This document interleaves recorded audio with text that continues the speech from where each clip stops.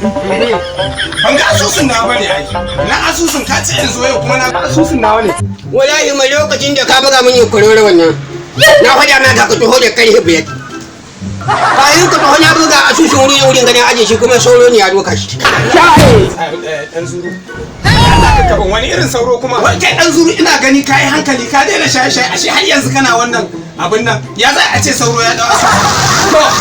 ni ba ni shaye ma ko ni in wajen dangar ban ga wani da ni ba wani abin da ya kuma sauro ne ya doka maka ni wannan ya aliya kawo mu bi sawon shi mu je mu kama sauro da wa za ka bi sauro da wa za ka bi sauro mu kama mu bi sawon shi to ni kwantacce ne irin kai har yanzu kana ruwa da wa za ka bi sawon sauro ni da na ce kai ina gani ke shi yasa fa na kawo ma yin asusun nan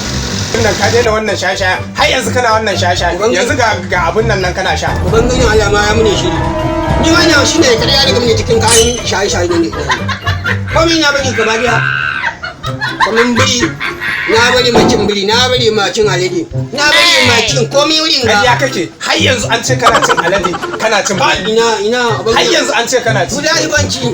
amma an dafa shi ana dan diba mini nomo shi dan ci tuwo da shi